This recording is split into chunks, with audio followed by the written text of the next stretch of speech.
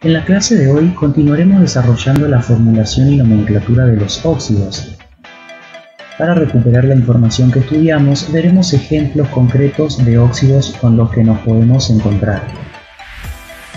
Antes de eso, es importante mencionar que hay elementos que no están contemplados en las reglas de asignación de números de oxidación que vimos anteriormente. Pueden ser aquellos elementos que poseen dos o más números de oxidación, como es el caso, por ejemplo, de los elementos de transición. Por este motivo, y para simplificarnos la cuestión, nos valdremos de la siguiente tabla para asignar los números de oxidación. Veamos, por ejemplo, los óxidos de cobre. El elemento cobre posee dos números de oxidación, más 1 y más 2. En primera instancia, el cobre y el oxígeno forman el óxido cuproso. En la nomenclatura tradicional, la terminación oso se utiliza para hacer alusión a un compuesto en el que participa el elemento con su menor número de oxidación.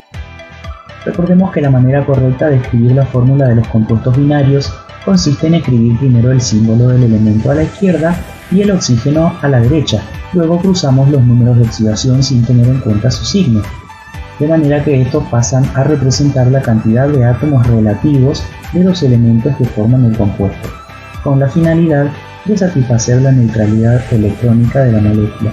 De esta manera obtenemos su fórmula molecular. Ya analizamos cómo se escribe el nombre de este compuesto utilizando la nomenclatura tradicional. Veamos ahora las otras nomenclaturas. Teniendo en cuenta la nomenclatura de atomicidad, se nombrará monóxido de dicobre. Por la nomenclatura de numeral de Stokes, su nombre será óxido de cobre 1. Por otro lado, el cobre y el oxígeno forman otro compuesto, el óxido cúprico. Aquí recordemos que se utiliza en la nomenclatura tradicional la terminación ico para indicar el mayor número de oxidación del elemento. Esto nos sirve de información para deducir que aquí el cobre forma el compuesto con número de oxidación más 2.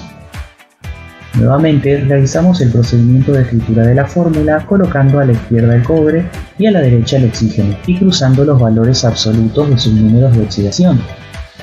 En casos como estos, donde los números de oxidación son pares, se pueden simplificar con el fin de obtener la expresión más reducida de la fórmula del compuesto.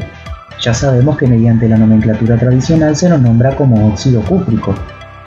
Por la nomenclatura de atomicidad, este compuesto se nombra como monóxido de cobre. Según la nomenclatura de numeral de Stokes, su nombre será óxido de cobre 2. Veamos otro ejemplo de óxidos que podemos encontrar, en este caso con el elemento plomo, el cual presenta, como en el caso anterior, dos números de oxidación, pero estos son más 2 y más 4. Uno de los compuestos que forma el elemento plomo con el oxígeno es el óxido plumboso.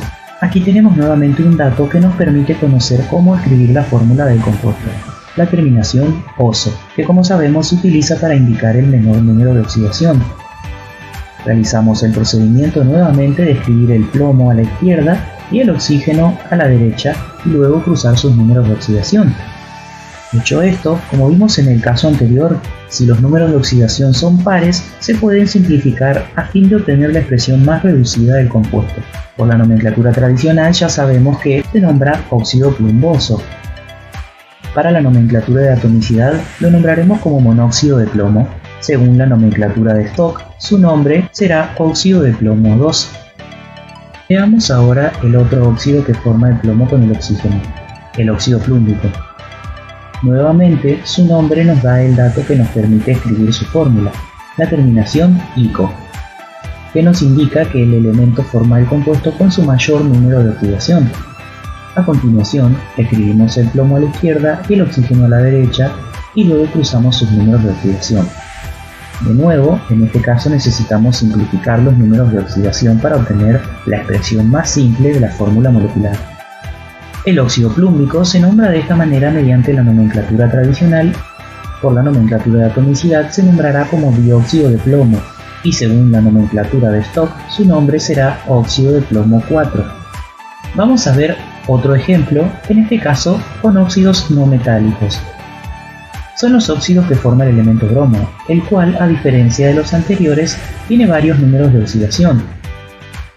Para fines prácticos, dividimos estos números de oxidación en dos grupos: los menores, más 1 y más 3, y los mayores, más 5 y más 7.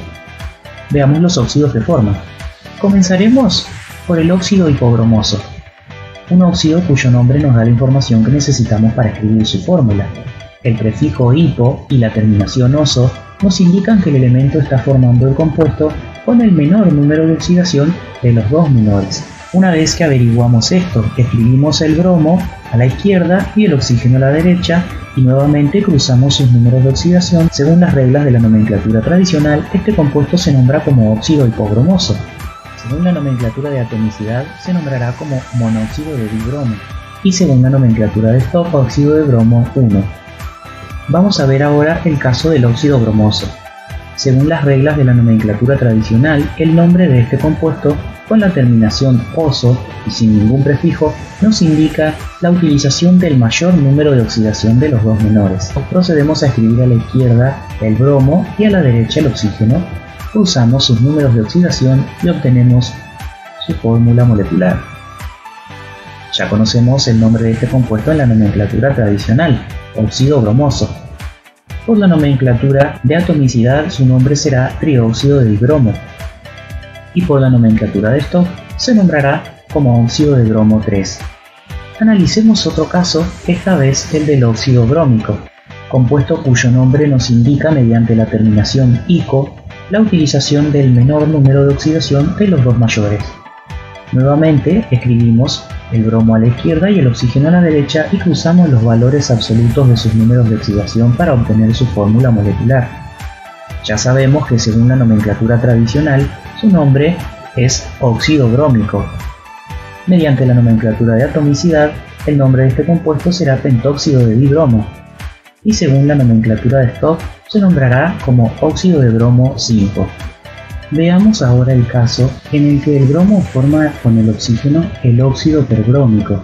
Del nombre de este compuesto podemos deducir su fórmula molecular, puesto que se utiliza el prefijo per y la terminación ico para indicar el mayor número de oxidación de los dos mayores, es decir, el mayor de todos. Procedemos entonces a escribir el bromo a la izquierda y el oxígeno a la derecha, y a cruzar sus números de oxidación para hallar su fórmula molecular. Según la nomenclatura tradicional, su nombre es óxido perbrómico. Por la nomenclatura de atomicidad, su nombre es heptóxido de dibromo, y por la nomenclatura de Stock, óxido de bromo 7. Como hemos visto, conociendo el nombre de cualquier óxido, podemos encontrar en él la información necesaria para poder escribir su fórmula molecular. De manera inversa, conociendo la fórmula molecular de un óxido, podemos escribir fácilmente el nombre del compuesto siguiendo las reglas establecidas para la nomenclatura de cualquiera de los tipos estudiados. Hasta la próxima clase.